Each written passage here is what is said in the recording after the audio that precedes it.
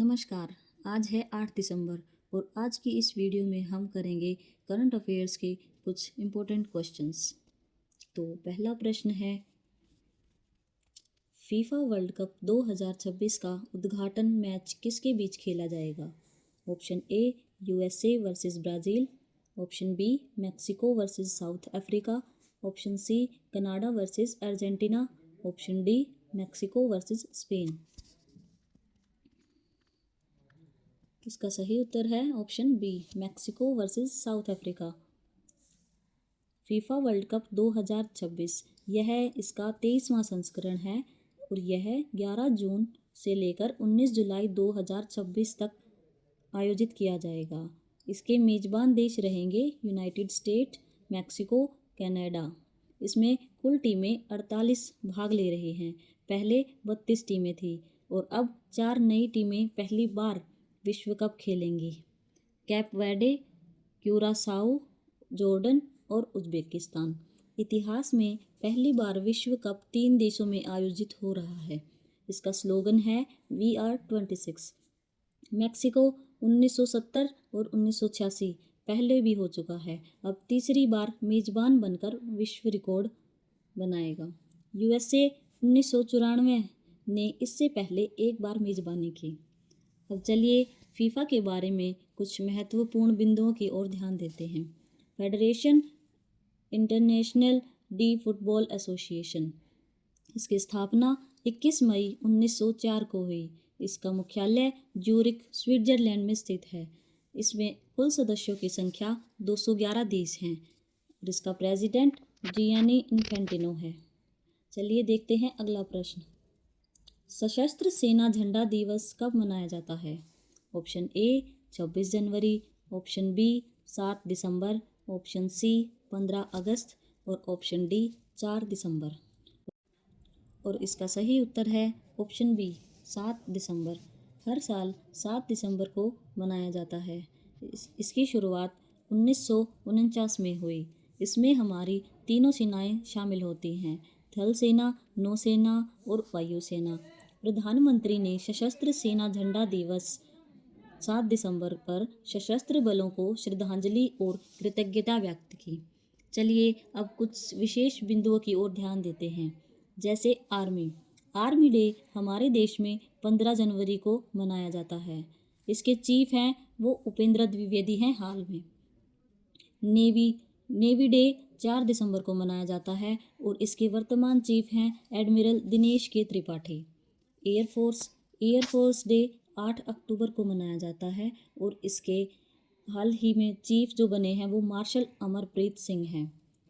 अगला प्रश्न, हाल ही में केंद्रीय मंत्री प्रहलाद जोशी के अनुसार भारत सौर ऊर्जा वृद्धि का विश्व में कौन सा सबसे बड़ा चालक बन गया है?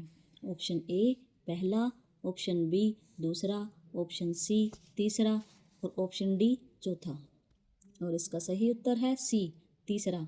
भारत लगातार नवीकरणीय ऊर्जा क्षमता में तेजी से वृद्धि कर रहा है। आधिकारिक आंकड़ों के अनुसार ओडिशा में 3.1 गीगावाट से अधिक रिन्यूएबल कैपेसिटी स्थापित हो चुकी है। इससे ओडिशा की कुल स्थापित बिजली क्षमता का 34% से अधिक हिस्सा अब स्वच्छ ऊर्जा से आता है। चलिए अब ओडिशा से संबंधित कुछ विशेष बिंदुओं पर ध्यान देते हैं। ओडिशा राज्य का गठन 1 अप्रैल 1936 को हुआ। इसकी राजधानी भुवनेश्वर है। इसमें ओडिया भाषा का प्रयोग किया जाता है। इसके प्रमुख त्योहार हैं रथ यात्रा, दुर्गा पूजा, छऊ नृत्य उत्सव। अगला प्रश्न, स्मार्ट इंडिया हैकथॉन 2025 का ग्रैंड फिनाले किस स्थान पर आयोजन किया जा रहा है? Option A IIT Delhi, option B Visvesvaraya technological university Belagavi, option C NIT Trichy, option D IISc Bengaluru. इसका सही उत्तर है option B Visvesvaraya technological university Belagavi. SIH 2025 का ग्रैंड फिनाले 8 से 9 दिसंबर 2025 को आयोजित हो रहा है। इसमें 20 शीर्ष छात्र टीमें हिस्सा ले रही हैं। बेलगावी कर्नाटक राज्य में स्थित है। आइए अब कर्नाटक से संबंधित कुछ विशेष बिंदुओं की ओर ध्यान देते हैं। कर्नाटक राज्य की राजधानी बेंगलुरु है। इसकी स्थापना 1 नवंबर 1956 को हुई। इसका पूर्व नाम मैसूर राज्य था। इसमें कन्नड़ भाषा का प्रयोग किया जाता है। इसके हाल ही जो वर्तमान मुख्यमंत्री हैं वे हैं सिद्धारमई और इसके राज्यपाल हैं थावर चंद गहलोत। अगला प्रश्न, तेलंगाना राइजिंग 2047 ग्लोबल समिट का आयोजन कब और कहाँ किया जा रहा है, जहाँ राज्य की विकास रूपरेखा प्रस्तुत की जाएगी।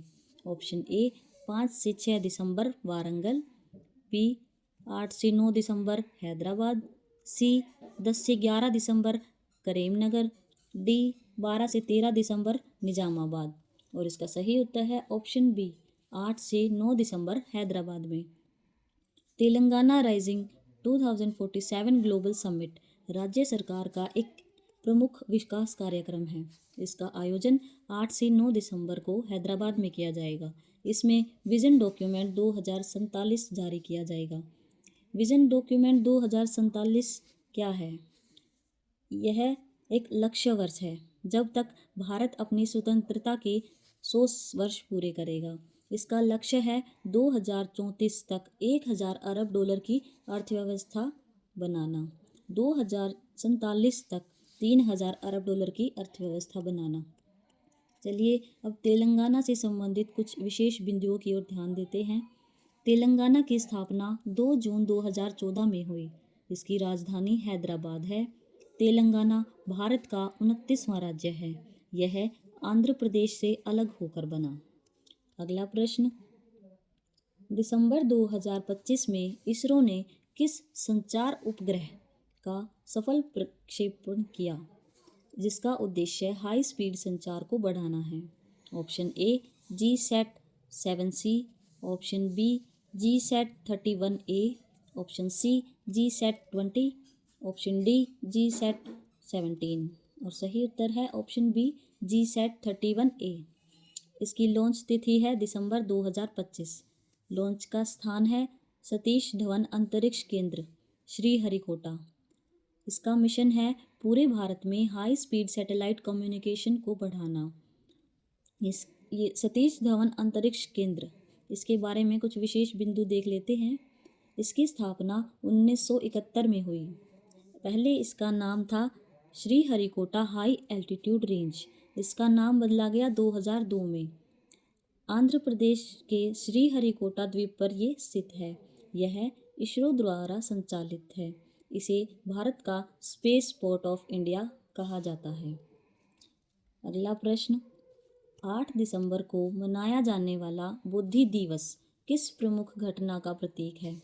ऑप्शन ए गौतम बुद्ध का जन्म, ऑप्शन बी गौतम बुद्ध को ज्ञान की प्राप्ति, ऑप्शन सी गौतम बुद्ध का निर्वाण, ऑप्शन डी बौद्ध धर्म की स्थापना।